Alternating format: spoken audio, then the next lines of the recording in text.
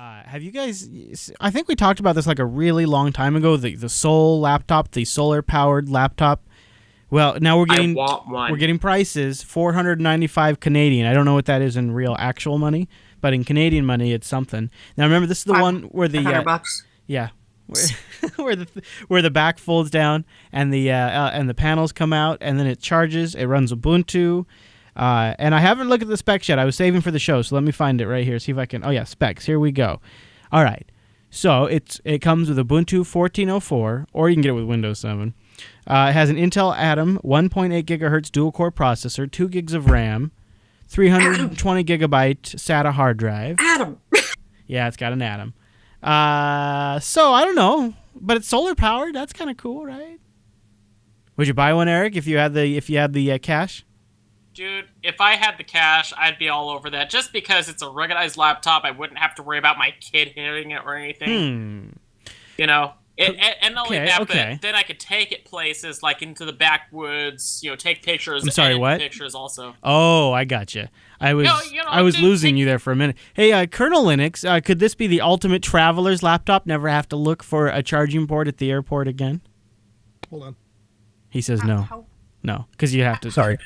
No. Well, here's the thing, right? So, as far as a traveling laptop, I think it would be hard to charge it. I would have to be able to actually get to Sun to get it to charge. Make sure right? you get a Windows seat, man. Get a Windows seat. Well, it also has a power cord, so it's not like you're stuck with just solar power. Boring. So that's good. All right, mate. What about? Okay, Colonel Linux, you're no fun. Where are the technical specifications? Wimpy. It's so slow, it's painful. It's got that's. Well, I mean, I don't know. 1.8 gigahertz isn't that bad. Dual core. That's not. I mean, I'm not talking about the technical specifications of the computer, rather than the power intake and solar size and what it can generate. Well, that is a very good question. Frankly, I've seen some really significantly large solar panels through what I do with work, and they generate tiny little sips of amperes that barely power an electric biro. So I'd be amazed if this thing can actually charge and power a laptop for any significant time whatsoever. Yeah, okay, that's a good point. I mean, that could be a major issue, is how long it takes to charge. I noticed they're not actually throwing that out on the pages I'm looking at. No, I can't find. That is the most important specification item for a laptop of this kind, and I don't see it readily available. Boy, look at you just dumping cold water on this. Sorry. Well, the thing is that I've got customers that would really like to use an equipment like this, because they operate aircraft in sort of pseudo-military environments, so for the United Nations and stuff like that, and they upload their flight data over satellite phones. So they would love a computer like this that they can open in the middle of Africa or Afghanistan, where Sun is available almost all the time. And yeah, that bit of information isn't on here. Boy, that is an interesting catch, and of course, one that, once you think about it, is sort of the critical piece of information. I thought when we first heard about this, it was going to be an ARM machine too. I mean, that's Intel, isn't it? Now, according to this, it's a that's fine. Atom processor. That's fine. That's fine. Yeah, it's fine. It's fine. It's not great, but it's fine. The second issue I have with it is, you live as far north as I do, half the year it's completely useless. Well, same around here, right, Chris? Oh, I don't know. I'm an optimist, Eric. I like to believe it's sunny. You're hoping for more sun than we actually get around. Yeah, I guess. I don't know. I like to think it's nicer in the Pacific Northwest than everybody thinks it is. I don't know. I find all these things to be supplemental. What I really want is, I'm waiting for the day when they can integrate a solar panel behind the LCD screen of my smartphone, and then when I just have my smartphone down on the table or on my dash, it's secretly trickle charging. It's absorbing the yellow sun like Superman. That's what I look forward to. Okay. Yeah. Well, okay. You fine? Sorry. And I've heard some stuff on science shows recently that they've got a completely clear glass that they're planning on putting into new phones and new tablets. I'm ready. Solar charger. Yeah, I'm ready for that. Me too. Whether it completely charges it or just keeps it from charging so fast, that would be awesome. Wimpy, did you find the charging info? Yeah, and I found the information, so I'll read it back. It says, this really depends. It says, how long does it need to be in the sun to be fully charged? And it says, this really depends on the exposure you're getting. Right. In a fully sunny day, it should take a couple of hours to get fully charged. Duration will change with conditions such as, and this is the, oh, by the way, this is our get out of clause as to why it's never going to work. Position of the sun, clouds, location on the earth, and even air pressure and temperature. Yeah, that's basically, it doesn't work. It's never going to charge the laptop. That is everything you can imagine, because, where are you on the planet exactly? I'm sorry, you're not exactly on the equator, on this specific island, and then, closest to the sun. If you need that much sun, aren't you going to bake the components? Like, aren't you going to cook the laptop? Oh, see, now you're really digging into this. So now I'm going to go off and find temperature, operation, and temperature conditions. So I just gotta I'm going to wonder. dig a bit more. I guess. See, I know. I guess I like the idea of this being a feature on almost anything where there's some integrated self-charging. You know, like, okay, I'm not saying everything it comes down to Star Trek, but it turns out, seems like everything comes down to Star Trek. And something the Enterprise D got really good. If you look at the back area of the Enterprise D between the warp nacelles, that's all solar panels. And it's not their primary source of power, but it's like a solid trickle charge for their power cells. And they could just, they don't depend on it, but it just sort of supplements. It's like multiple different ways of getting that power up. And I look at the battery technology and I think these batteries are not getting better fast enough. Like they're just like, I want a phone that lasts 2-3 days. That would really be perfect for me, or at least a solid 2 days. But the battery technology doesn't seem to keep up. But if they could have trickle charging like through solar and stuff like that to sort of supplement the battery shortcomings, they'd be right. Right, so Chris, I can solve that problem for you. The phone you need is a Nokia 9660. There you go. That'll last you 5 days in a single charge, no problem. Really? The Nokia? That's the old... In other words, get away from your stupid smartphone. That's what you're saying. Yeah, that's... Go back to go back to my old dumb phone. That was phone. advertised as a smartphone, but yeah. Back in the day. I'm looking it up right now. Oh, boy, yeah.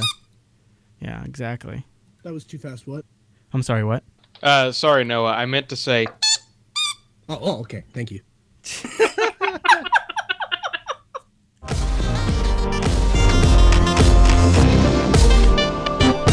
Welcome to Linux Unplugged, your weekly Linux talk show that's already preparing its defenses against the con crud. My name is Chris. And my name is Matt. Hey, Matt, I'm taking, vitamins. I'm trying to drink water. I'm trying not to get sick when I go on this trip, but I'm already paranoid because I've been sleeping very well. And that lowers the defenses right there, Matt. Oh, boy. I'm starting on a disadvantage. So if I get sick, what I'm going to do is I'm going to implement a bubble quarantine. It's going to make Monday's Linux Action Show a little awkward because I'm going to be in a bubble. But we'll communicate over the microphones and headphones, so you'll still be able to hear me. However, I am going to need you to slip the bacon through a slot. Is that okay? Absolutely. Okay. When it comes to slipping bacon, I can do that. Okay, good. All right, well, we got a good episode today, episode 63 of the Unplugged show. We're going to talk to the Linux Grandma. I went to a meetup recently of Kubuntu users. You know me, Matt, I'm a Kubuntu guy. Oh, yeah. So I went to a Kubuntu users meetup and met Valerie. She's going to join us today and chat about Kubuntu, KDE, specifically the KDE project. Something neat I learned that the KDE group is doing coming up right now, and a few other things that come up. And plus, just a little bit about her blog as well. Plus, we've got a ton of feedback. And then Microsoft apparently, quote-unquote, hearts Linux. We're going to talk about that, as well as a bunch of other things coming up later in the show. So big show today. Accidentally did a big show. I don't even know how that happened. Huge show. So let's start with some feedback from Sunday's Linux Action Show. Dave wrote in, and he wanted to kind of take us to the mat. Matt, get it? Oh, boy. Wasn't that good? Sorry. I see how that works. He's calling us out, though. He's like, hey, guys, great show. I've been a listener for a long time. You ready for this, Matt? He's a Windows sysadmin. Oh, I know a few of those. That's okay. They exist. And that's why he likes listening to Last, because he likes to get info about all the OSs. But he wasn't so hot on the negativity towards Docker on Windows. He says, I get a feeling from your and Matt's comments in Last 335 that you're irritated that Docker would dare roll out their products to Windows. Hey, Windows Server guys want containers too. Why do you Linux guys gotta hog all the good stuff? I would love to be able to use containers instead of virtualization to keep applications isolated. Also, you made it sound as if you could run Linux Docker containers on Windows. That's not the case. The containers share the kernel, so Windows Dockers will only run on Windows containers. I think we actually did make that point pretty clear. So you know what it was, Matt, is we get these terms in the industry that just drive me crazy. And I think Docker is turning into a buzz term almost. Because when you start taking out the Linux component of Docker, it doesn't seem like Docker anymore. Now it just seems like you're taking the concept of containerization and you're just calling it Docker. And Pretty much. I mean, it becomes a branding thing at some point. Yes, that's what I was rolling my eyes at. Right. In a way, it also shows like what a player Linux is right now in the market, because not the first OS to do this, right? I think those BSD guys would have you check out something called Jails, and I think they're pretty proud of it. In fact, I think they think it's still a lot better. So Docker comes along, and it kind of does stuff that other things can already do, except for it has this great Docker hub where you can pull down images. And it goes from that to now it's like the concept of containerization is just, it's like when we started calling DVRs TiVos. And it's like, no, that's not a TiVo. That is your cable company's DVR, or that is a Play TV. You know, it just, that's what I was rolling my eyes at. Well, and going from my perspective, what kind of irritated me about the whole thing is that I have no problem with Microsoft getting on board with this. What I have a problem with is the fact that, as per usual, they waited till the very last minute to where they didn't have to innovate anything. Then they kind of belly flopped onto the platform out of the pool, limped along a little bit and said, oh, hey, look at this granular thing that we're coming up with. It's so awesome and we're so innovative. Just the entire experience that they're presenting had it just felt like that they were doing something unique and different. It's like, but that's not the case. You're a Me Too product. I'm sorry. You right. Are, and know. like Linus Tech points out in the chat room, I mean, they're depending on LXC. Docker's built on that. And Wimpy, you wanted to remind us of a little history, right? Well, yeah, I mean, OpenVZ has been around for a long, long time now, and that was sort of the original Linux container platform, and I've been using that successfully at work, and I was a late adopter for about 5 years now. So, yeah, Docker is great. I've had a go with it, and I can see the advantages and how it extends on what OpenVZ offers. But containers, jails, CH roots, it's not new. Yeah, I agree. I mean, I've got Proxmox here in the studio, right, and I've been using LXC on that. But I think what my point is a lot of times we, as the technical crowd, we see that the groundwork was already there, and we fail to recognize the innovation in making it all work really simple in a way that a lot larger of an audience can grok. And what is different about Docker is it broke into that gray area that's called DevOps, where you've got developers who maybe didn't fully understand containers and namespaces and virtualization and Zen and KVM and LXC, but they get GitHub, right? And they get that Docker has this GitHub-like functionality, and I can pull down this container, and now it's just working. And it, from end to end, it is presented in a product-like fashion that you can completely wrap your brain around. You understand what it is from a concept, and so it's easy to talk about, it's easy to understand, and then you understand that it has this GitHub-like functionality for images, it clicks. And I think we as more technical users sometimes fail to fully appreciate, sometimes just bringing it a little bit more polished, bringing it to that edge can really make the difference. Obviously, that's what Apple really makes their money on, right? What's the number one comment you always see after a new iPhone or iPad is launched? XYZ Android device had it first. Apple Pay is a great example of that, right? My Nexus 5 device is ancient now in the smartphone land, sort of. It's had wireless payments this entire time. I've never used it once, right? The difference is that final 10% gap. Closing that seems to be where you can make the difference, and that's what Docker did, because there's other operating systems that have it as well. So good for Windows. I don't think Windows is a fantastic platform for servers to begin with, but that's probably not too much of a surprise to anybody. And so, I mean, that's kind of where I'm at with it. It's like, hey, they want to have a go with it. That's great. But, lose the, oh my gosh, they're trying to be like Apple in this regard. It feels like it almost feels like they're saying they innovated this whole thing. And it's like, but you didn't really have any, no, you didn't. I mean, not really. All right, I wanted to open the floor to feedback on the Ubuntu 14.10 review that we had in Sunday's Linux Action Show. We got several different emails and comments about it, but there wasn't any one particular theme that jumped out. So just sort of as an open door to the mumble room, did anybody have any feedback, follow-up, corrections, or arguments they wanted to make from our review of Ubuntu 14.10 on Sunday's show. Now's your chance. Forever hold your. Going once, going twice. I Sold. like the style of it. They're looking at the different flavors. You think that worked out? Because that was kind of something new we were trying. You think that worked out okay? Yeah, at least for me, it feels like a deeper look into the different flavors, because I never liked the first Ubuntu I tried, but I really loved both Kubuntu and Ubuntu. But there was little less information from reviews and all that on those flavors. Right. So maybe now somebody looking for more about Ubuntu will see that and learn about those other flavors. And obviously, Mate played a big role in our review. So, Wimpy, you want to give a chance to follow up on some of that? Well, first of all, thank you ever so much for covering Ubuntu MATE in your roundup.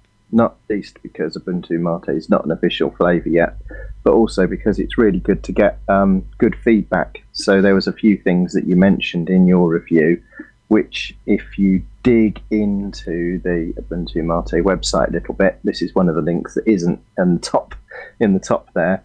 On the roadmap, I've got a few things outlined that you touched upon. So would you like me to expand on that a little bit? Yeah.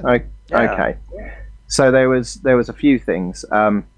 Obviously, you'd gone all Compy's addict mode there, and you'd turned on wobbly windows and all that good stuff. Never. Yeah, No, yes. I would never do something like that.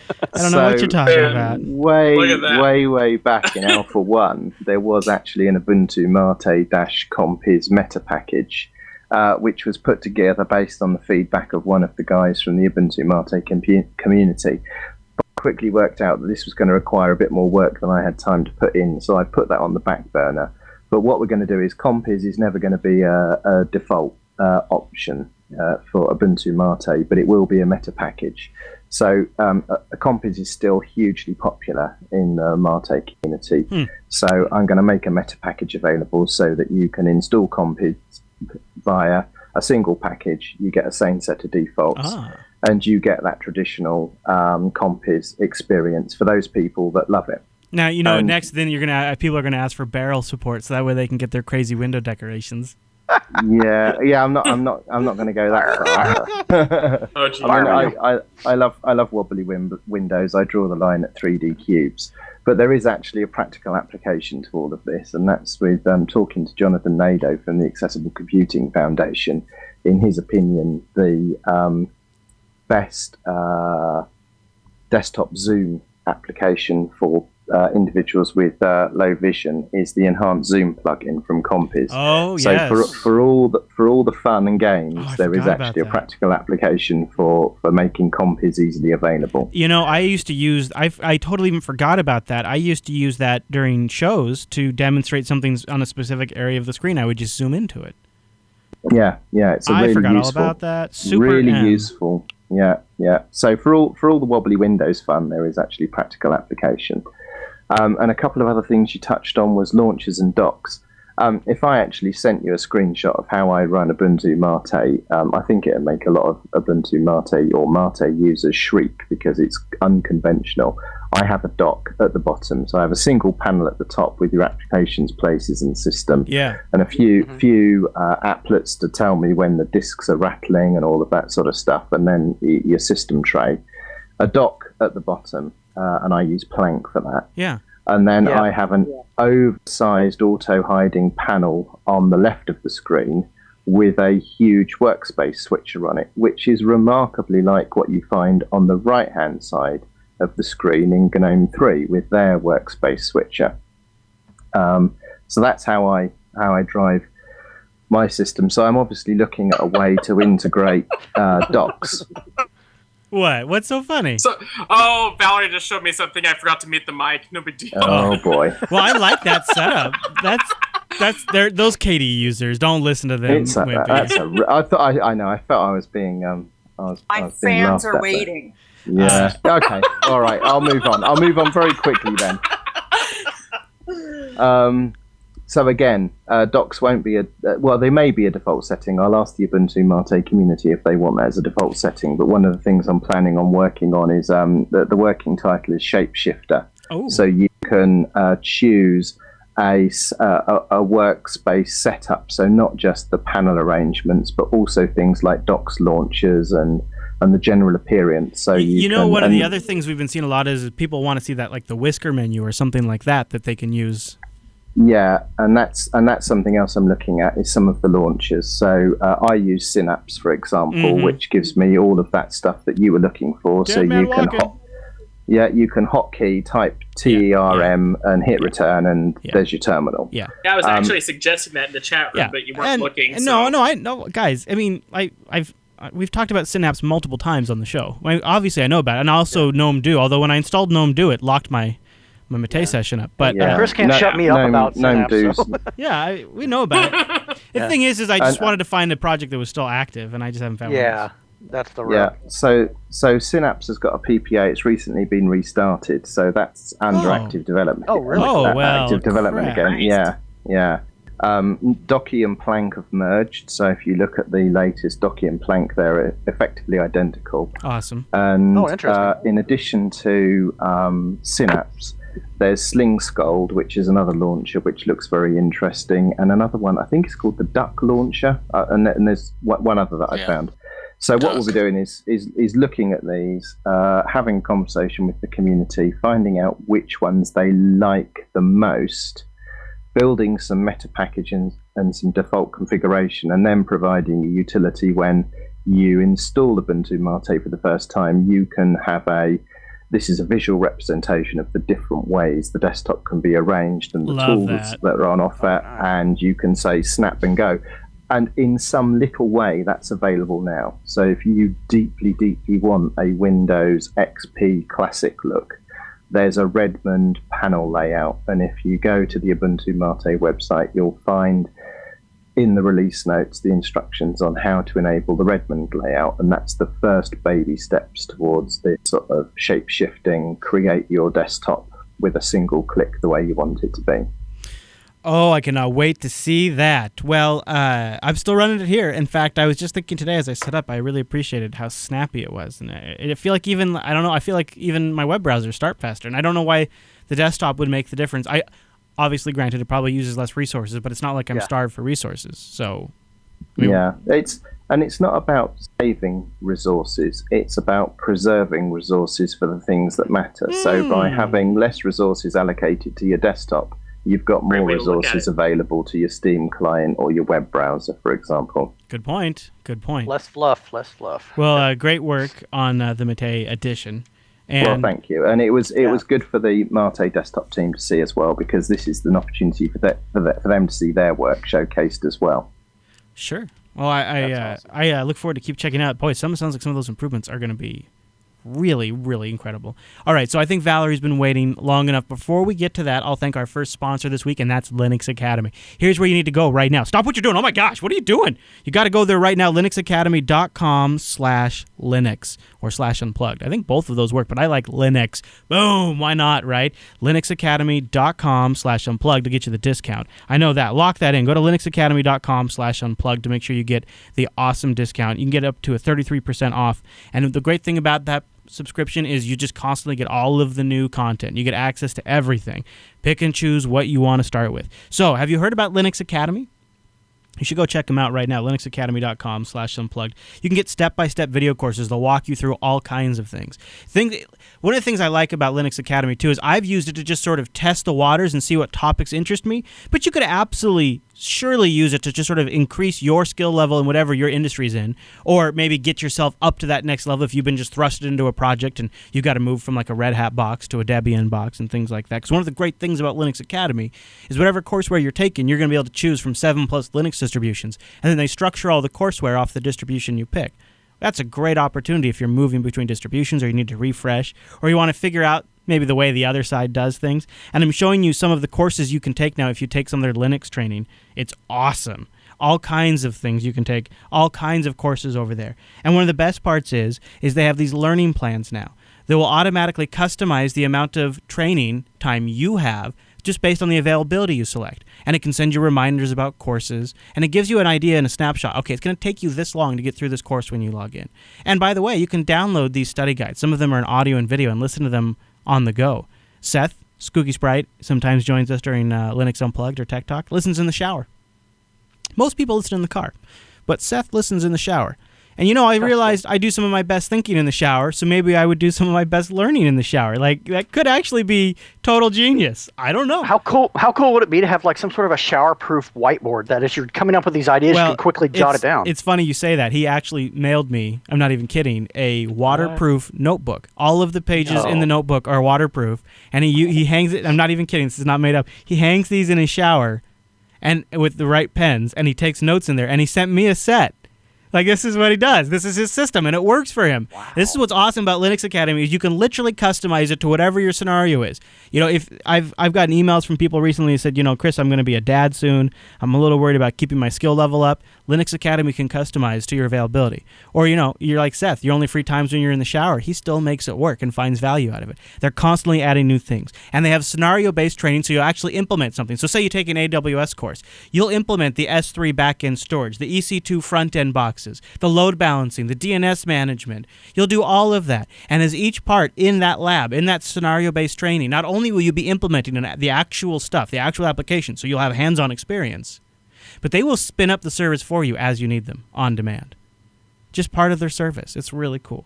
linuxacademy.com/unplugged. Time to go do some more training. It's always time to learn a little bit more, and it's never been a better time. linuxacademy.com/unplugged. All right, well, I would like to welcome Valerie to the show. She is hanging out with Eric. They might sound like they're at the bottom of a pool, but they promise me they're not swimming right now. But you never know with those two. But we're definitely not swimming. Swimming. You're just lounging in sitting at a table. Oh, okay. That's right. Sure. How would we know? It's an audio-only show. How would we know? Well, Valerie, welcome to Linux Unplugged. And I feel bad. Like, I shouldn't call you the Linux grandma, but that's what you go by, isn't it? Well, I don't know. But that's what you go by. I go by. You embrace it, and I think Valerie. I love that. Yes. In fact, Valerie, I have a grandchild, and I love him. you break a lot of stereotypes. When we met Valerie at a Kubuntu users meetup, and when we got there, Valerie showed up with the thumb drives preloaded with Plasma 5.1, so that way we could all get installing if we didn't have it. That's how cool Valerie is. And so I wanted to kind of start with your involvement in the KDE project, and I don't know if you wanted to jump right into it, but you told me about something that I didn't know KDE does. It kind of reminded me of the Google Summer of Code. So you can start wherever you want. What you do with the KDE project will probably be a great place, but I'd like to get there. So tell us what you do for KDE. Well, Google Summer of Code, I'm one of the administrators. You're actually largest or one of the largest users and contributors, I guess you would say, because I don't know if your listeners know about Google Summer of Code. Oh, sure, yeah. Google puts up. Okay, so Google puts up the money, and then the free projects actually do the mentoring for the students, and so the students work for a summer and get paid for it, and we possibly get new members of the community. Right, and, like KDE Connect was started as a Google Summer of Code project, right? Exactly. Yeah. And all kinds of cool stuff. And there are two other mentoring projects that we do. One is called Season of KDE, which has no money. And we're kicking it off late this year. It's just kicking off now. It'll go through the end of January. Participants get a t-shirt and a certificate. And it's open to students. It's really open to anybody who finds a mentor and wants to do it. And then Google Code-In is relatively new. I think Google's only been running it for 4 or 5 years. That is for junior high and high school students. It is awesome. And our mentors come up with small tasks that students can do in a day.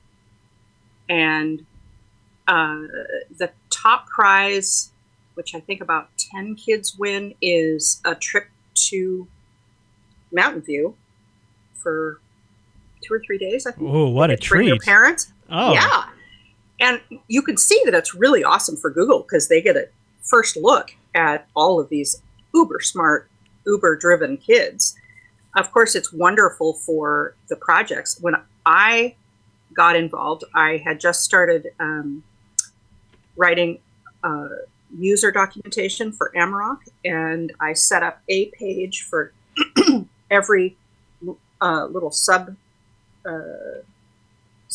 mm-hmm. and then the students wrote the page, did the MediaWiki coding, and did the screenshots, and all I had to do was clean up after them. It was wonderful. And then years later, up at LinuxFest Northwest, I met my prize student mm-hmm. who was working for OwnCloud by then. Wow. Yeah. So it's just a win in every way that you can think of.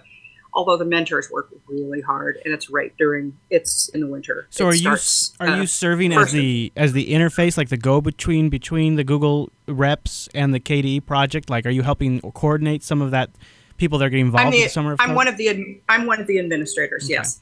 So we get all the infrastructure set up. We make sure that mentors are around to talk to their students. How critical to the project? Needed. How critical to the KDE project would you say the Google Summer of Code involvement has been?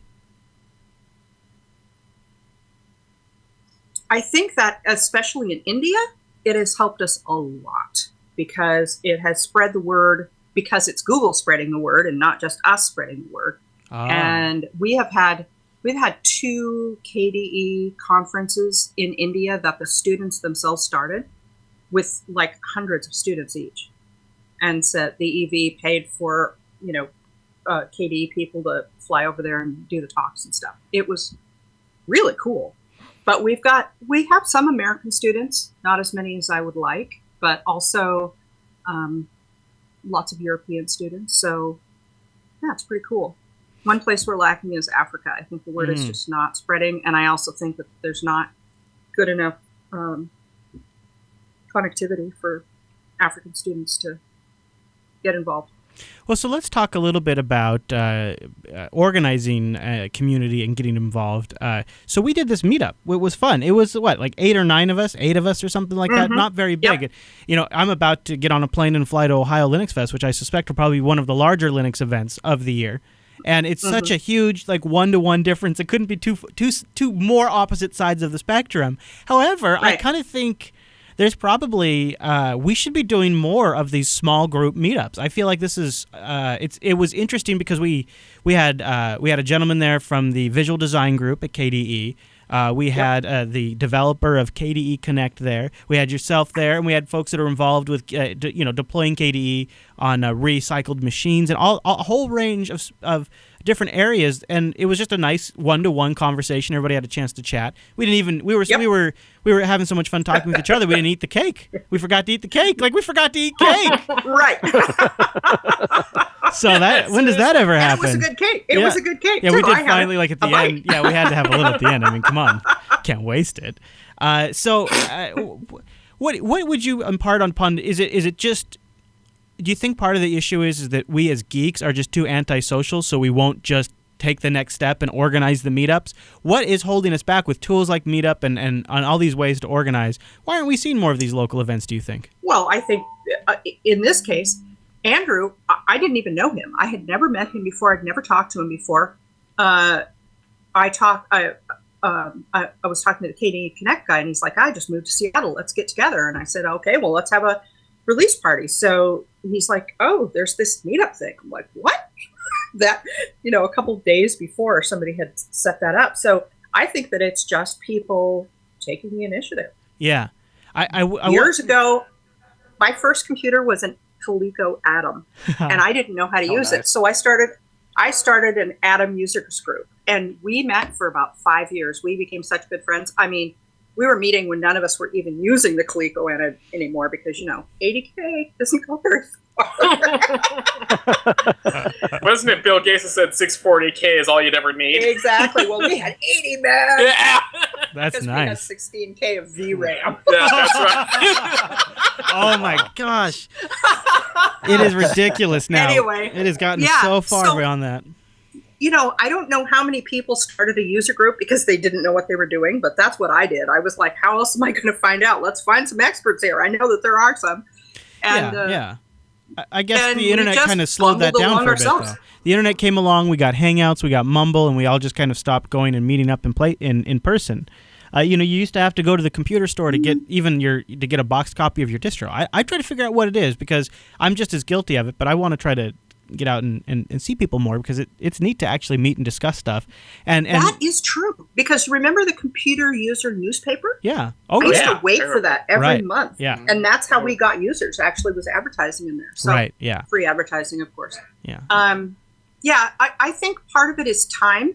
Everybody seems so busy. Mm-hmm. Also, a lot of people who started as teenagers are now getting married and having children. Right. And that sort of puts a cramp in your style. Yep, that's right. Yeah. Guilty. So, here I am. Now I'm retired and I have time. That's really why I got involved in open source. I had been using Linux for over 10 years and I thought, I have time now. I should give back. That was my next question for you because, we just got through a couple of weeks of pretty tumultuous community drama.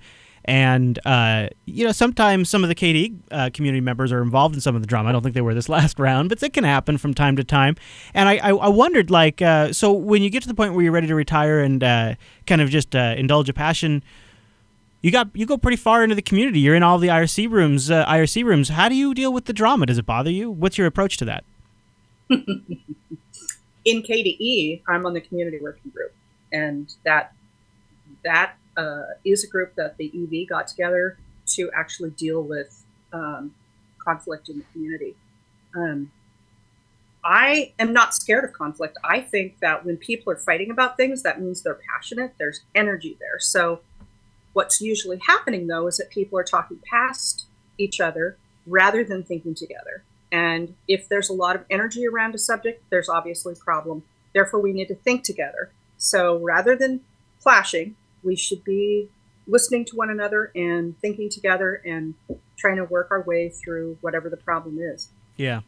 And I think sometimes what would help is if we stop talking to each other through our blogs and talk to each other through maybe chat or Mumble or the phone. Well, or Google Plus. Yeah, face-to-face to me, there is, and back to what you were saying, the small groups, there is absolutely nothing better than sitting and talking to somebody. Right. It's funny, too, like, for example, in a face-to-face meeting, you could have a bunch of Linux users, and if one of those Linux users pulls out an iPhone, nobody would say anything. But on the internet, if you're having a group chat and somebody somehow figured out you had an iPhone and they pulled it out, all of the Linux users would jump on that person and say, "Oh, you have an iPhone? What are you doing?" Like over the internet, we're just a little bit more sometimes of jerks to each other. Like we just don't quite care as much. But in person, we're nicer, we're more understanding, we listen a little bit better. And maybe, yeah. You don't think so? Part of the reason that I'm in KDE, KDE runs on Windows and it runs on Mac. So we actually have, as part of our community, people who work on making sure everything works on Windows and works on Mac. And it's true, every once in a while they get disparaged. No, and I shouldn't leave out BSD either. But I was just making kind of a dramatic comparison because really, it's just showing we're more critical over the internet than we are in person is really what happens, and it's just. I think that's why even these small meetups are really good because it can happen in small little doses too. It doesn't have to be these huge events.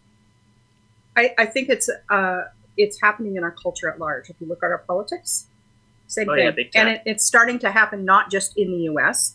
but around the world, that we're getting these polarized groups. And so we need to figure out how to, and some people say that that's because people used to have more time and used to bowl together. Mm-hmm. And maybe there's something to that. I don't know. Well, in honesty, what you're saying is something that I am actually trained in.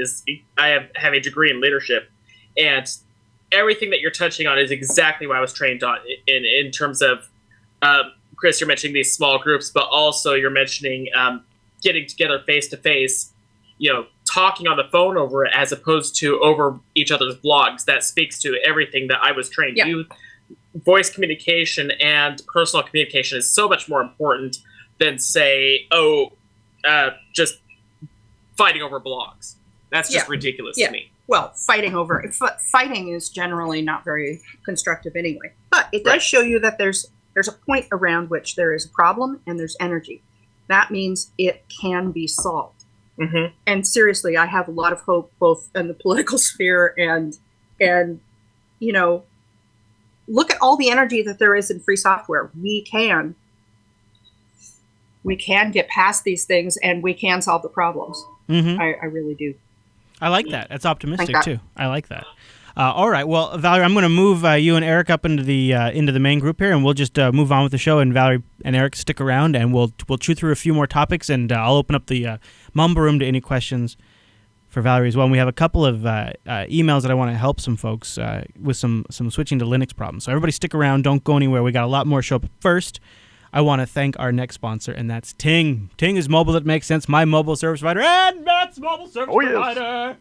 Man, I tell you, it's never been a better time to be a Ting customer. The Nexus 6 is going to be coming soon to the Ting network, and you can switch right now and start saving. Start saving right now by switching to Ting because you'll only pay for what you use. There's no contract. It's a flat $6 for the line, and then just your usage on top of that. Ting just takes your messages, your minutes, your megabytes. Whatever your usage is, that's what you pay. So I've got 3 lines right now. It's $6 a line. I was just last night looking around at another cellular carrier to see what they charge when you add another phone, and it is $40 freaking a month just for another line. Unbelievable. And then they make you sign a 2-year contract on top of that. No, none of that anymore. Stop it. You know that's not the way it should be. That's not where you're going to get value from your mobile provider. Go with Ting. Go to linux.ting.com. Linux.ting.com. Not only is that like a little quick way of saying, yo, thanks for supporting Linux Unplugged, but it'll also get you a $25 credit towards your first Ting device. Take $25 off your first Ting device. Then you've got a Ting service. You're only paying for your usage. There's no contract, no early termination fee, and you've got a real person who will answer the phone if you call them. Try it right now, 1-855-TING-FTW, anytime between 8 a.m. or 8 p.m. business hours. Then they got a real person there, and that real person solves your problem because they're geeks. And I mean that in a loving way. You guys know that over at Ting. They're geeks.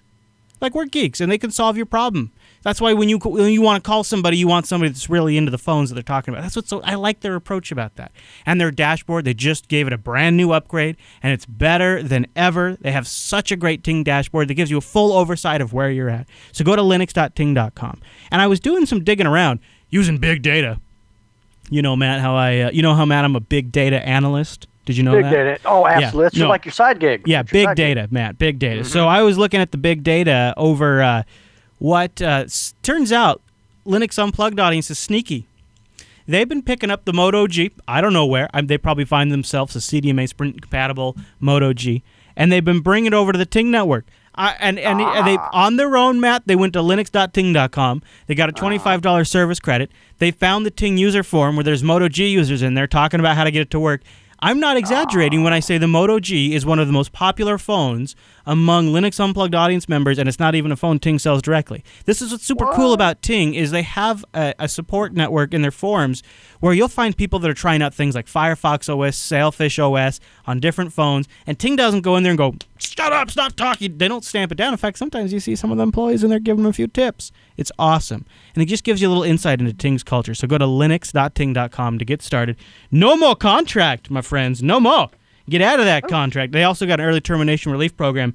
If you is in a contract, they'll pay up to $75 per line. You got to get canceled. Go to linux.ting.com. And a big, big thank you to Ting for sponsoring Linux Unplugged. Ooh, okay, right. So let's see if we can help, and then we'll get into one of our topics. So I want everybody, get your heads together. Jose writes in. He says, Hola, Chris, and everyone in the JBU community. I'm writing to see if there's a way you guys can help me out. Before I go on, sorry if I get any of the technical terms wrong. I'm a forensic psychologist, and I've started to learn more about computers and tech stuff. So naturally, because he's gone down the right path, he's wound up at Linux. So here's his problem. I want to switch to a Linux distro full-time. Currently, I'm a Mac and Windows 7 user. This guy, I love him already. Mac and Windows 7 user. This is our bread and butter right here. However, I've been playing around with Mint Debian, Arch, and Ubuntu on VirtualBox. So far, I love it. There's just one huge issue that's keeping me from doing the change. I think it's my HP laptop's hardware. every time that I try to boot from an ISO, the kernel starts up, I see it do its thing, and then after the screen goes black, it never comes back. I've tried Arch, Mint, Ubuntu, Manjaro, Fedora, you name it. The only two that I've managed to boot up and install is Mint using compatibility mode and Manjaro with the hardware detection tool. The problem is, after installing, it happens again. It starts to boot up, I see some kernel stuff, and then black. I got an HP Pavilion with an AMD Radeon HD. He doesn't say specifically which. 8 gigs of RAM. He's got a SATA 640 gig, blah, blah, blah. What can I do? Is this a stupid mistake? Can you help me? He just wants to switch. And I don't have an HP. Anybody in the mumble room have an HP Pavilion laptop that has experienced any problems with booting up and getting their display showing? I know it's not super uncommon, but it's not a problem I've had for a while. I haven't had that exact problem in an HP book, but I've had that problem numerous times on other laptops, and the way I've always fixed it is booting with the no mode set. Yeah, okay. Yeah, that's good idea. That's Valerie really what and I you were gotta kind of discussing. Valerie and I were kind of discussing here that it almost sounds like he's having a UEFI secure boot problem. He just needs to either disable secure boot or something. Well, we said it's Windows 7, right? Well, Windows 7. Well, he's a Windows 7 user, but the system may not have come with Windows 7 for all we know. So the thing right, is, but I mean, I've tried. I have a HP laptop. It's a Pavilion that has that issue every once in a while, and I've actually had a couple computers that have a problem where HP has this weird flaw in some laptops where it's the display is actually working perfectly fine, but the brightness level is completely off. Yeah. So Yeah. you have to manually add the brightness higher.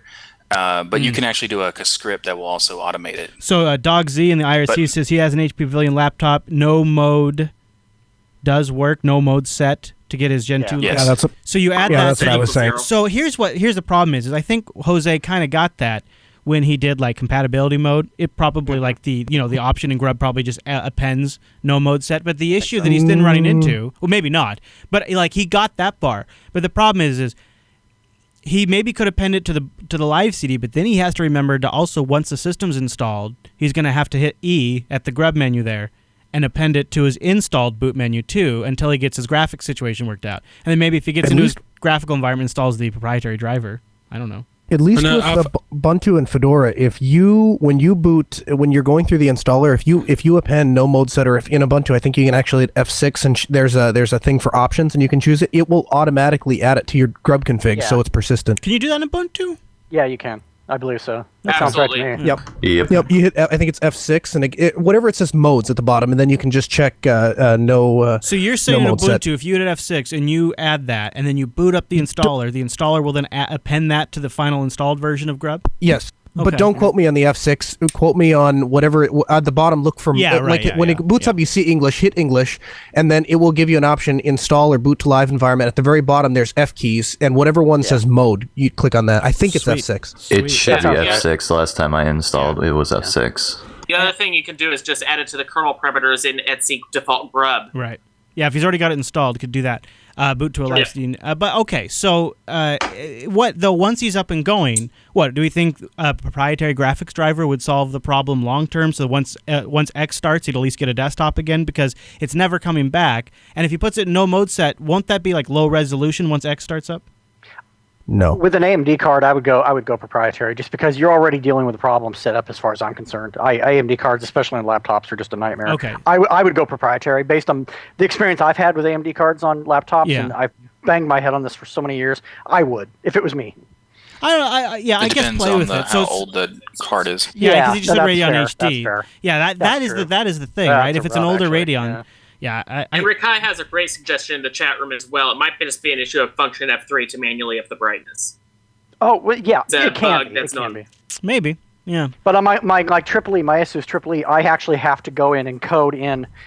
There's an actual grub information you have to add in to actually get it to any of your function keys to work at all. Including your brightness. I'm wondering if I have I have an HP Pavilion.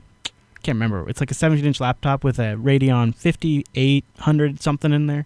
I can't remember if I have this problem. So I might power it up tonight, and so it would be no mode set. I'll add that to the boot options, and see if I do have that problem. Play with and it. now here's a foolproof way to know for sure if it's a brightness issue or if you're truly getting a no display server. You take a flashlight, and I'm dead serious about this. Go into a dark room, and with it booted up, shine on there. You'll see whether or not if it's on or not. You'll see. A couple people think it's a brightness because the issue. pixels are there. The backlight just doesn't shine bright enough. Right.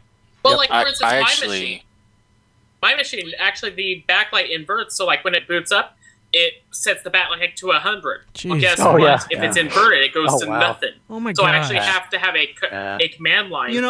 To that's invert the made for brightness. Linux laptop thing. I don't know how you guys deal with this crap. Seriously, Jose, what you do is just stick with Windows until you can afford to buy a computer just to run. No, I'm kidding. I don't know though. I mean, like hearing about these issues, it feels like we're back in the '90s all of a sudden. And I guess, but it does develop good skills. I guess the other thing I was going to suggest is I wonder if he couldn't just hook up. I mean, maybe just to troubleshoot and maybe look at logs and stuff like that. An external monitor. I mean, I'm sure he's probably thought of that, but. Probably, especially it depends whether or not if he's going like S-video, HDMI, or VGA. A lot of depending on the age of the laptop, it could be VGA or S-video. I mean, it just really depends. But if it's a VGA or HDMI, it'll probably work. If it's S-video, shoot yourself in the foot right now. Yeah. All right, we got two bigger, thicker topics I want to get to, but first I wanted to just talk about SteamOS for a second. Because we have no idea what's going to happen there, but I like to speculate. And Zek the Penguin wrote in. He says, "Hey guys, long time since I wrote. I was messing around with Steam's whole Steam from a Windows computer thing, which is pretty awesome.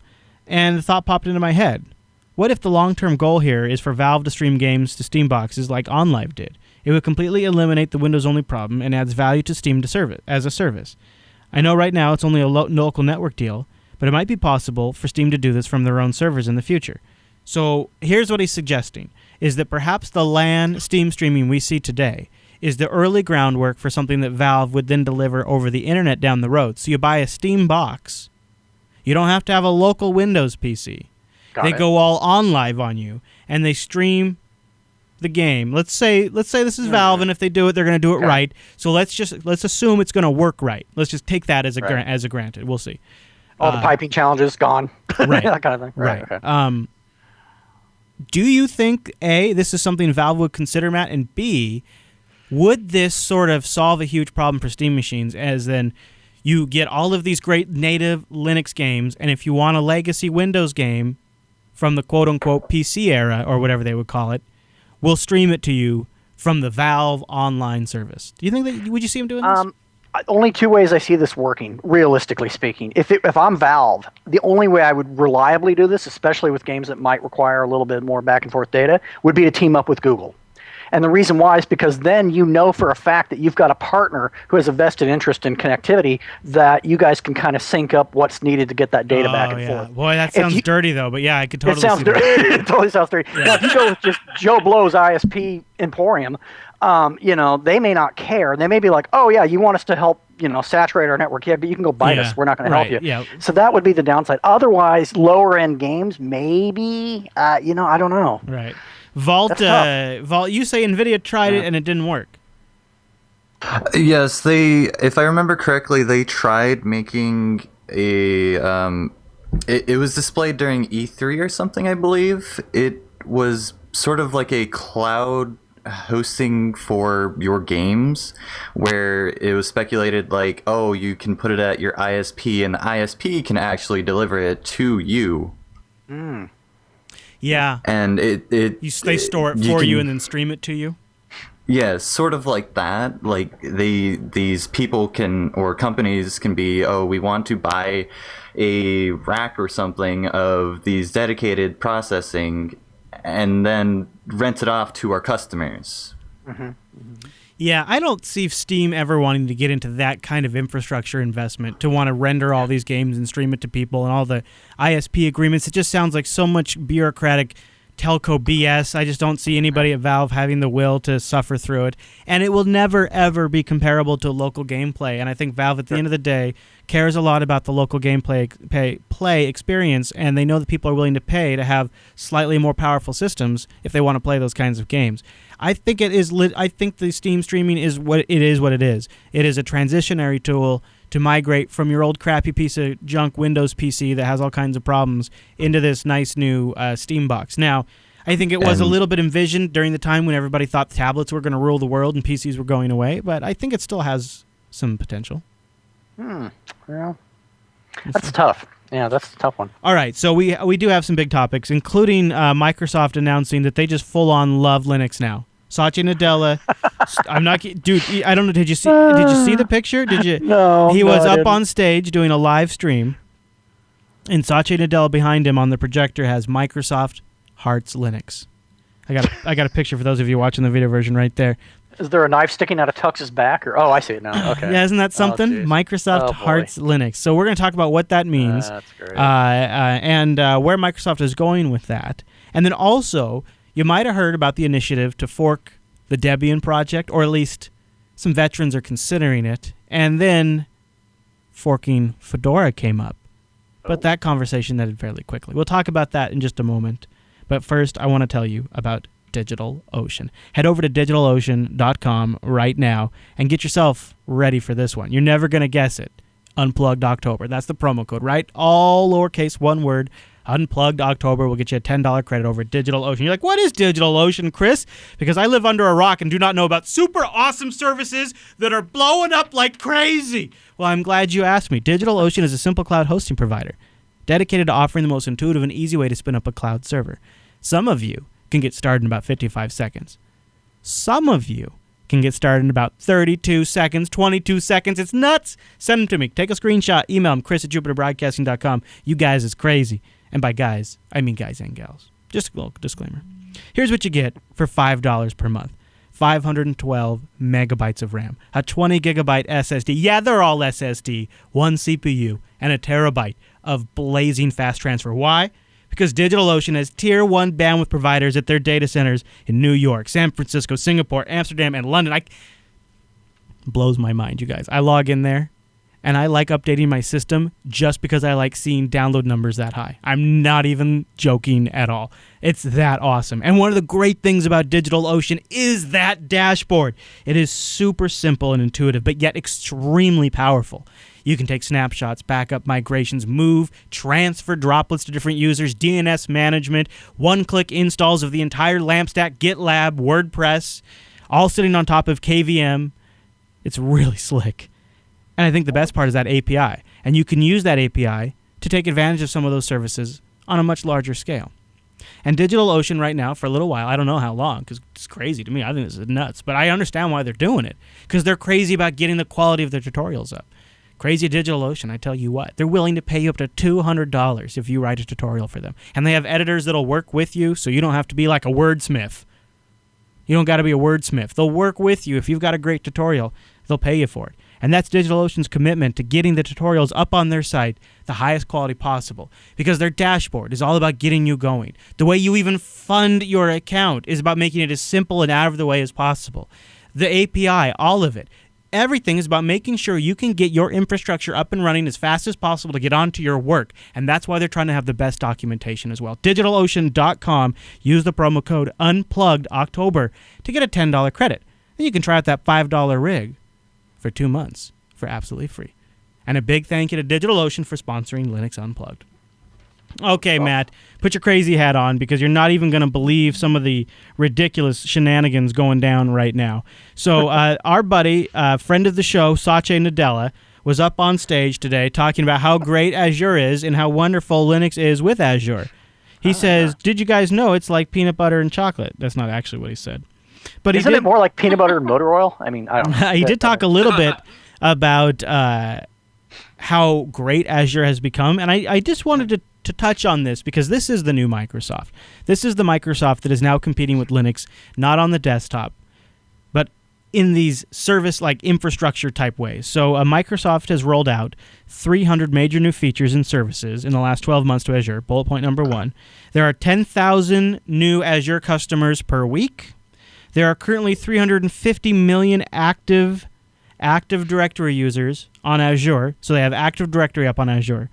Over 2 million developers are using Visual Studio Online to connect directly to Azure. And customers are using, once we're only using basic Azure services, 60% are now using higher level services. And number 1, Core OS is now supported in Azure. The container-optimized Linux distribution with a minimal memory footprint is available starting today in the Azure Marketplace. So they are all about Linux, guys. Is this okay? So I'm an old fart when it comes to Microsoft. I grew up in Microsoft's backyard. I've been in and out of there, chatting with friends for years. I've watched them for a long time. And the one thing that I'll tell you that really stood out is they are some competitive SOBs over there at Microsoft. And can I really trust that they're all in with Linux? Or is this embrace and extend again? Matt, I go to you first. Personally, I feel like that, yes, in the sense that they've tried like butting heads with the Linux direction, the Linux ideas, the Linux, anything to do with Linux. They tried that. It didn't work. That's kind of the Balmer error. I think in this case they realized that if they're going to remain relevant 10, 15 years forward, they're going to have to start playing nicer with their neighbors. So and you think it's really legit? I think it's legit for selfish reasons. They're not there to be your buddy. They would sooner, they're not there for nice reasons. They're there out of preservation. I think, and you keep in mind, I know people that are Microsoft admins that work for Microsoft events that put on, like some behind the scenes stuff. Yeah, it is. But because they're not thrilled about having to learn this stuff. They're literally in lockdown mode, learning stuff in a hurry because suddenly this has become a thing. Long term, they're hoping they're basically just trying to remain relevant. I think that's the big piece of it. Will it matter 10, 15 years down the road? I don't know. Yeah. But I think it's legitimate, but it's not legitimate for the reasons why people might think, oh, they've changed their mind and they're being nice now. That's not it at all. It's survival, honestly. It's being able to remain competitive with things that are frankly free. It's a pragmatic it's a pragmatic Microsoft. Pretty much. Wimpy, why is it that you and I kind of feel a little dirty when we talk about this? What is it? Why do we have this bias? What's going on? Well, it feels uncomfortable. This is not Microsoft's area. Right. I used to work as an enterprise architect for Windows platforms, and before that I was a Unix admin, and since then I've worked exclusively in Linux, and these are not the same market spaces. And I would be really interested to know how sort of the Windows admins feel about this statement from Microsoft that they love Linux. They must be shitting their pants right now. That is a good point. I didn't think about it from that perspective. Let's ask Valerie, since she has some perspective on the matter. Valerie, do you buy the new Microsoft, or are you skeptical? Well, she's not in the room right now. Oh, so what do you think, Eric? You take it. Well, here's where I'm at with the whole Microsoft thing. Adela really wants to go towards more of the cloud infrastructure. Sure. And he knows that Linux does better in cloud than Windows Server does. So I just think he's come to the realization, and the company is coming to the point where they can't survive with just Windows Server alone. They have to start branching out and using something like Linux. And I think he's trying to take the company in the right direction in terms of the service market. Yeah, I think it's interesting to watch, and it's more options for more deployments of Linux. That seems like a good thing. Okay, anybody else want to comment on that before we go to the next kind of crazy thing that I was like, what, this week? That just made me kind of flat-footed. All right, next one. Did you guys see the roll up your sleeves, we may need to fork Debian site? Did you guys catch this? Oh, boy. And I'll just read the first paragraph here. We are veteran, which is bolded, by the way, veteran Unix admins, and we are concerned about what's happening to GNU/Linux Debian Edition, and they're considering forking the project. I want to stop right here. Okay. I think that's a great idea. I think fork it. Like, instead of delaying the progress of the distribution or the direction, fork it and go your own way. That actually seems like the right approach to take, especially if you're never going to be satisfied with the systemd version of Debian. That seems like a pretty reasonable response, and I hope they do. I think the competition would be good. The thing that I can't get past, and it seems like a lot of other people have picked up on it, is the language used there. Veteran Unix admins and bolded. That what that does is sort of projects old farts, and I'm not trying to be derogatory. I'm just saying, like, from a messaging standpoint, people are saying that makes you sound like a bunch of old farts, and then people sort of write it off. What do they care? A bunch of stick in the muds. And it's sort of like, it immediately makes people not take it very seriously. Well, looking at it from my perspective, I think it's a combination of quote unquote old farts as well as people that are of the mind that if it isn't broke, why fix it? At least from their perspective. And so you might have an intermixture of individuals in that space. Wimpy, do you think they're just crazy? Well, they're exercising their right to free speech and all power to their elbow and everything. And if they want to have a go at forking Debian, then I think everyone should just stand back and let them get on with it and let themselves burn See how it themselves goes. out trying. Yeah. Well said. Let's just take those two words together. Fork, Debian. Okay? Forking is hard. I have first-hand experience of forking really small projects in the comparison with Debian. So they want to fork Debian. Just think about all of the infrastructure that's involved there and all of the platforms and everything. It's just crazy nonsense. And Ian Jackson's obviously got an opinion about this, and he posted his thing to the mailing list to suggest that this was, evaluated one last time, very expressly stating he didn't want to turn this into a System D versus whatever in its system debate. And then the internet explodes with System D Inferno again. This is so disappointing. I know. It's just laughable. And if they want to fork Debian, yeah, go on, do that thing. I'm all for it. I'm going to watch that gleefully from afar. Yeah, I would be pretty skeptical myself. And Vault, you think no, don't fork, don't do that. We need more resources as it is, not less people working on the same stuff. Well, that's obviously the my actual practical point is no, don't fork it. Find a way to accommodate, multiple init systems in Debian. I'm starting to change. If you want to fork Debian, go on. To me, do it. If they're never going to be interested in being involved with the project in that state, then they should just fork it. You're not really losing resources because if they weren't going to cooperate anyways, you're not losing them. They're already lost. So let them go off and do their own thing. Well, no, the thing is that no. Well, yeah, okay. If they want to fork Debian. But there's System BSD. There's UseLessD. Yeah. There are shims around System D. If they were really serious about coming up with an alternative, they would be looking at those projects in terms of developing them and supporting them within the Debian community rather than saying we're going to fork Debian, which is frankly insane.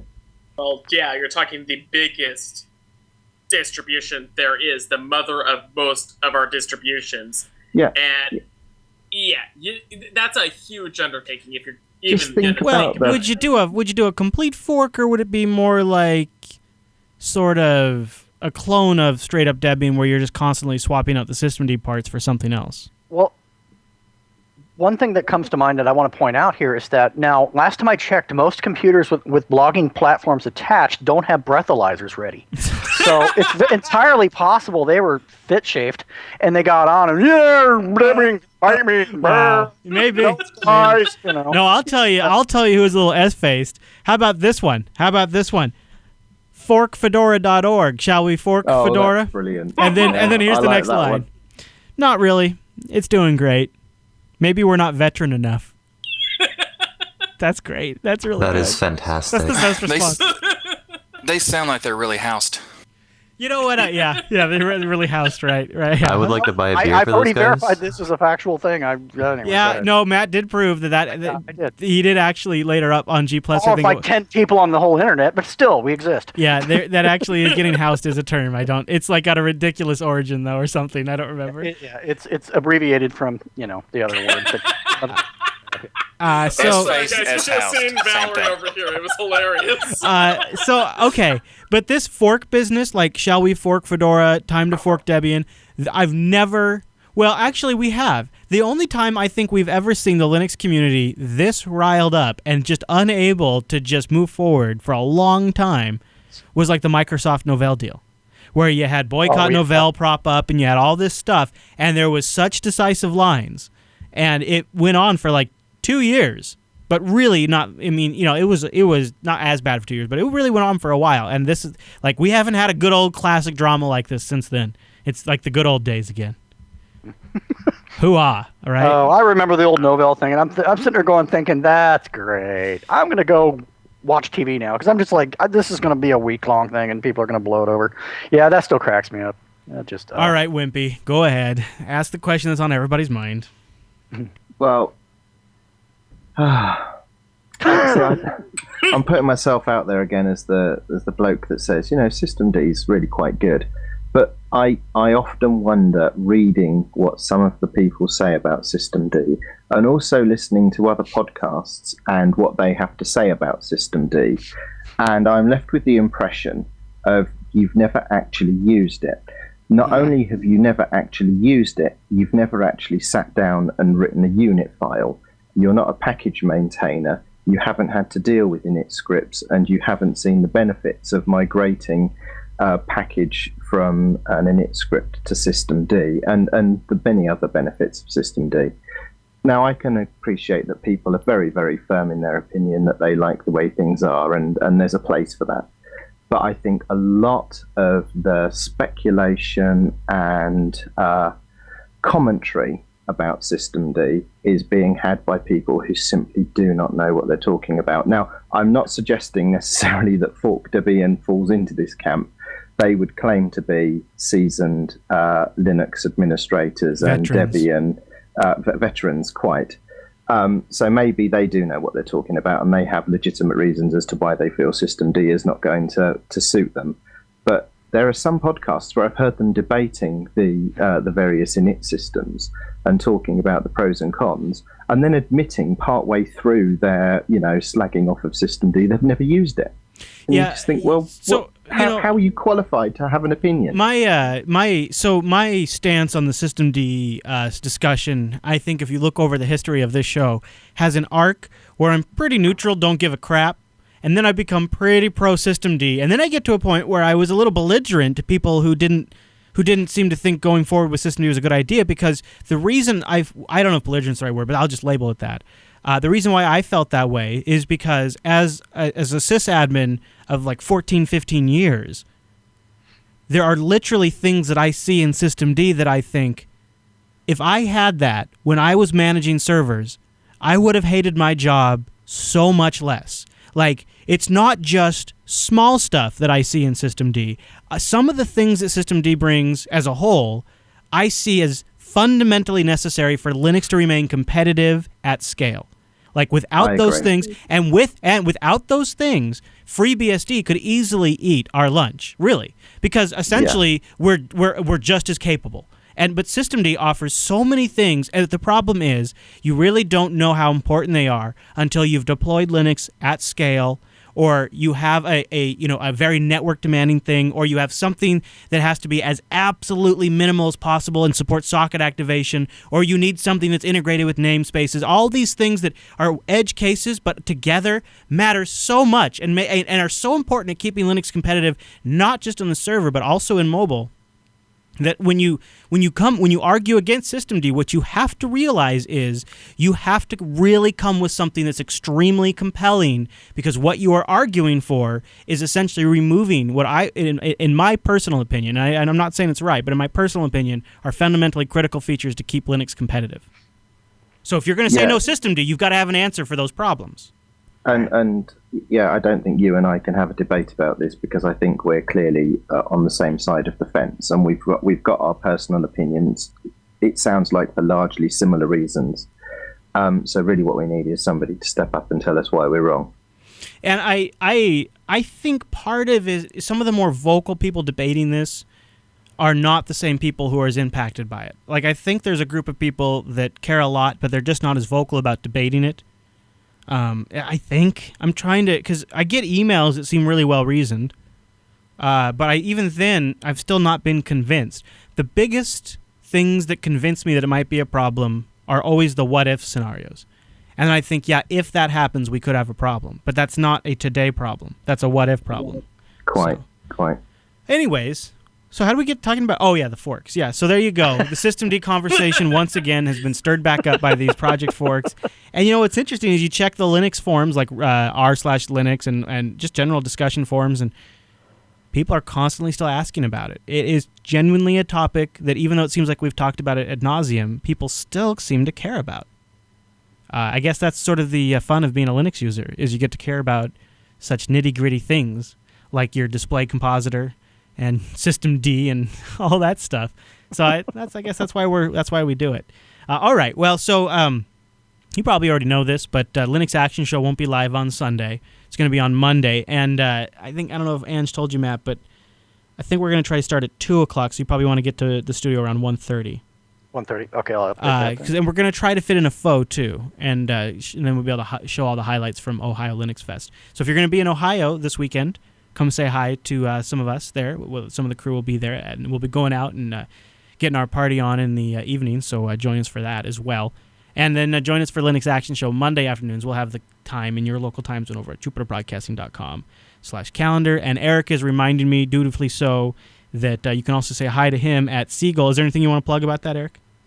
I don't know. Valerie will be there as well, so really? that's Cool. a good thing. Yeah. Nice. Yeah. Say hi to Eric and Valerie at it's Seagull, right? That's how you say it? Yes. SEAGL. And you can find it at just Google for Seagull, but I think it's like seagull.org. And it's a Seattle Linux users group meetup, right? Or who's put on? It's a Seattle GNU Linux conference. Thank is what you. they're calling it. Thank you. I don't know why I can't remember that. But anyways, so we got a lot going on. There's a ton of stuff going on. So come out and say hi to us. Valerie, thanks a bunch for coming on, and I can't wait for our next meetup, maybe in December or something like that. Too bad we didn't get to talk about Kubuntu. Yeah. Well, is there anything you want to mention before we wrap up? We have a couple of minutes. You know what? You know why? Is because we talked about it quite a bit on Sunday's show. So we just kind of got our Kubuntu on. But if there's anything you wanted to mention, or specifically with the 14.10 release, have that. We have the release. It's going to be pretty stable.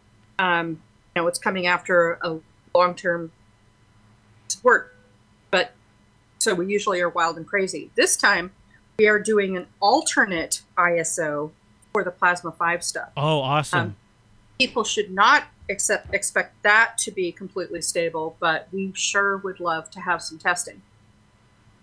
And we don't know if it will be ready 6 months from now for a release, and without testing, it won't be. So it's actually that Plasma 5 ISO is what I used for Sunday's review when I did that. So that's exactly so what it was. It's reasonably stable. Some people have had some problems getting things to work, getting it set up, but once they get it set up, it's pretty cool.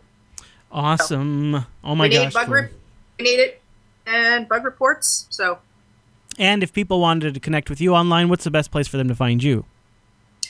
In IRC or Valerie at kde.org. VALORIE.KDE.org. Awesome. All right. Well, I look forward to our next meetup, and I'll remember to schedule time for beers next time. I will not make that mistake again, Valerie. I will not make that mistake again. So I apologize for that. All right. Well, that'll wrap us up for today's episode of Linux Unplugged. We'll be our regular Linux Unplugged time next week. I don't think the Ohio Linux Fest will affect our regular scheduled Linux Unplugged. So it should be on Tuesday, which is at 2 p.m. Pacific.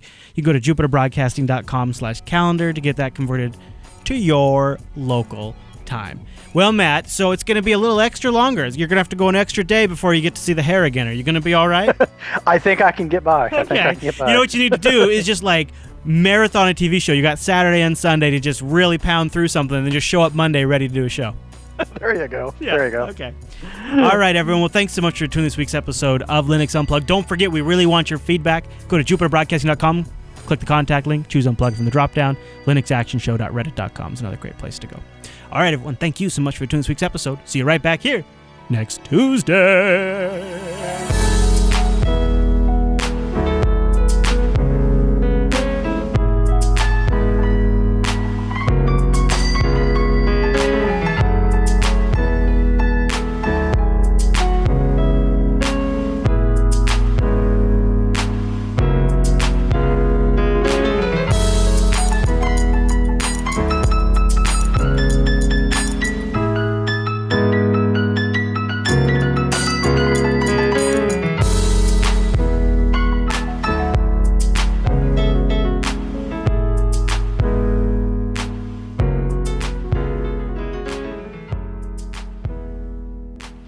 Oh, yeah. Oh, yeah. There we go. All right. So, Valerie, we'll record the post-show, too, if there's any other Kubuntu bits you want to get in there. Well, everybody go to jbtitles.com right now and vote. jbtitles.com, everybody vote. Jack, you're breathing into the mic again. Jack, your mic's open. Jack. I'm taking off my socks. Eric, make sure you give Valerie a super high five for us. Super high five? Super high. Yeah, I heard it. That's great. All right. For fork's sake, that's pretty good, Creepy. That's pretty good. JBTitles.com. Let's vote, everybody. JB Titles. JB Titles. JB Titles. JB Titles. All right. So, yeah, there you go. There you go. Once again, we got into another System D conversation where Wimpy and I painfully agreed with each other. I know, it's a bit awkward, isn't it? We need to encourage some people to have a rational argument for not System D, because I think both you and I have similar but different reasons as to why it suits what we're doing, and we really need somebody to come along. For the show. Yeah, well, it's quite there short are alternatives, this week, isn't it? Oh, I know there are alternatives, and I'm familiar with some of them, and I've obviously used a lot of them, but I need somebody to remind me why it is they're better, because I've forgotten. Do we really think... one second. I want to respond to Imco. No. The Fork Fedora thing was a joke. It's not. It's just a joke. No, we're not. Yeah. I still want to buy my beer. All right, sorry. I didn't mean to interrupt. Go ahead. I think it was you. I was just going to say one of the distros I tried recently was Phoenix. It's a live CD distro that uses Runit. That's right. And it's very functional. Microsoft Hearts Linux, Fork U Debian, Fork it all. Linux Grandma bakes KDE. That's really cool. Yeah. I like that too. Yeah. So I've used Runit in the past for demonizing some processes because it has some features that traditional Linux didn't have. So yeah, that's very good. Valerie, you should twist Eric's arm to leave the mumble info behind so you could join us in the future whenever you feel like it. Yeah, I actually did paste that into the Kubuntu off-topic chat room, did I not? Oh, good. Yeah. So whenever there's anything Kubuntu related that you want to get the word out about, or KDE or anything, you could always just pop in the mumble room and we'll give you the floor for a couple of minutes. Okay, so let's go to JB Titles. And so are we liking for fork's sake? We like that? Not KDE or not Fork Debian. I liked that Wimpy is like, think about that. Fork Debian. Yeah, pretty much. Yeah, I know. Like, wow, really? That'd be quite the task. So tonight, Ange and I are going to mail out, hopefully, a whole bunch of boxes of swag and stuff we're going to bring to Ohio Linux Fest. So that should be cool. Colonel Linux, are you in here? I am. Oh, you haven't said anything for so long. I thought maybe you left. I missed you. You died. No, I'm still here. Rest in peace. So, yeah. So I'm looking forward to that. I didn't want to come off too strong in the recording, but I'm like 100% sure that no mode set will fix that guy's laptop. Okay, cool. Yeah. And I the reason why, for some reason I thought no mode set just sort of put X into like crappy mode. You know what's funny? I actually couldn't tell you what it does. I can just tell you that. It doesn't do. It stops kernel mode switching happening. Yeah, but what does that do? But how does that? It doesn't do the resolution detection and auto resolution adjustment. It just goes with the basic BIOS resolution. But why is it then not being resolved when X starts? If it's the console resolution, then how come when X is starting, it's not fixing the problem? Because wouldn't that? Whoa. Don't know. Whoa. That was a Opus spike. I wasn't asking. So that was the only thing I wasn't sure about. Is it seemed like to me that if no mode set would fix it, then it shouldn't be happening in X. The only thing, but I don't know. I don't really ever have to. I seriously have bought System 76 laptops for so long now that I haven't had to fight with some of Chris, I tell you what. Here's how sure I am. You I believe put a filter on that guy's name. If he sends you another email saying no mode set fixes it, you pick out a beer you want, and I'll send you a 12-pack. If I'm wrong, because I'm not wrong. No, I'm looking right now. There's other people talking about no mode set on askubuntu.com too. Yeah. Well, here's the other thing. Like, for instance, for my machine, it will not run a kernel older than 3.12 efficiently. 3.11, I have to use no mode set, otherwise it doesn't render graphics at all. Several people, like Rika in the chat room, are saying it could be a brightness issue too. So we'll see. All right. Yeah. So for fork's sake is currently at the top here, so we can just go with that, I suppose. All right. Noah, can I ask you a question about your Ubuntu Unity review? Yeah. You mentioned about crypt setup. Can you just talk me through what you saw exactly? Because I've got some background in this, and I just want to hear what you saw precisely. What I saw. Well, okay. So, excuse me if this is a little too dumbed down. I apologize, but so I opened my laptop. I clicked on my encrypted drive, and it said unable to decrypt kernel Linux or /media/kernel Linux. No crypt setup found. And then I had to get onto Wi-Fi, sudo apt-get install crypt setup, and then I was able to then decrypt my hard drive. So this wasn't at boot time when Plymouth should give you the password prompt That's correct. Put your passphrase in.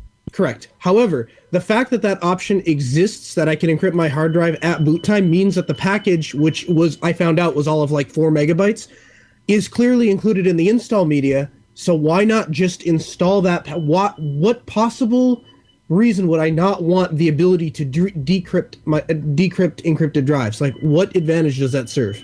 Talking to Popey, it sounds to me like that's something he'd need a few people to fix, like right away. If Popey was here, as if. So I've been trying to get. I have been chasing people around at Canonical for 2 months about this issue now. And I've been pestering Popey until he's probably bored of hearing from me, because the only thing I mention now is, by the way, you can't decrypt full disk encryption with the new version of Plymouth. And it's one of the things that I attempted to fix in the current release candidate of Ubuntu MATE. And I have effectively fixed it. And it's actually a Plymouth bug.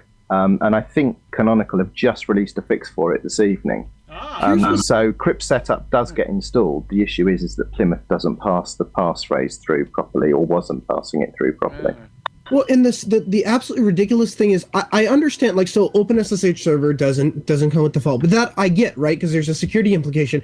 I cannot think of one single reason of how having that package there, other than the fact that it occupies 4 megabytes of disk space, which even in today's world of solid state drives that are ridiculously small, still is negligible. So it just infuriated me. I had 4 hours I couldn't get to any of my files, and I'm like, really, this is and here's the other thing too. 1204, 1210, 1304, and 1310 all had crypt setup installed by default. I guess I didn't check if 1404 does, but really, like, what the hell, guys? Yeah, crypt setup is installed by default. That's not the issue. It's the fact that Plymouth doesn't invoke it correctly to decrypt your drive when you've chosen to do full disk encryption. And like I say, there's been 3 of us in the Ubuntu MATE team aware of this for months, and we've been adding logs and messages to, I don't know, about 8 or 9 bugs in Launchpad about this for months now, and it's just got fixed today. Well, at the same time, Plymouth has quite a bit of breakage. I mean, even in Arch, like 090, the version that's on the AUR, it's broken. It's broken in Fedora. It's broken upstream. It's frankly not fit for purpose. It's horrible. So I've backported 0.8.8 and given it a version of 0.9.0 plus really 0.8.8. and wow, fixes There's all the things. There's a package management inception there. Yeah. Jeez. I have to switch to Mate, the Ubuntu Mate edition. Mate. Dang it. All right, whatever you like, matey. Whatever you like. We should wrap, but I wanted to leave with this. If anybody in the Ohio area who's listening to this knows of some great places right around where the LinuxFest is going to be at that we could go to, some holes in the wall or something like that, tweet them at me, at ChrisLAS. You got it. You're my intelligence network. I need people on the ground, is what I'm saying. I need like people there. Need boots on the ground. Need boots on the ground, taking care of the situation. They're not combat boots though. They're just there as advisors to advise me about Ohio, Columbus, Ohio. Boobs on the ground. You need boobs on the ground. I also any boobs on the ground would be great too. If it's not right around the hotel, that also should be okay because we have vehicular transportation. Right. Yes. Oh, there you go. Yeah. All right. So Chris, just before you dash, do you want one little bit of inside information? Always. But I'm recording still. Wait, do I have to stop recording or is it okay? No, you can record. You don't have to put it out necessarily, and I'm not going to give away any names because I don't know them all yet. All right. But you remember the whole Gummersbach deployment on OpenSUSE and Mate and that good stuff. Yeah. Small town of 50,000 people. And you asked me what I knew about that, and I said I don't know very much. What I know about the next one. The next one is going to be in Germany. The next one is going to be a remote terminal services deployment based on X2Go. And I happen to know that the desktop operating system they're going to be using is Ubuntu MATE. Boom! You know, I should do an X2Go segment while I still have Mate installed. I mean, not that I would uninstall it, but I'm probably going to go back to my You can GNOME 3. use it on a number of distros, but this, I've got an expenses paid trip to Germany at the end of the month, and I am getting to stay in, get this, the Linux Hotel. Oh, you got to take a picture. Wow. Take a picture, send it in. I'll make it the Runs Linux. It'll be the Runs Linux.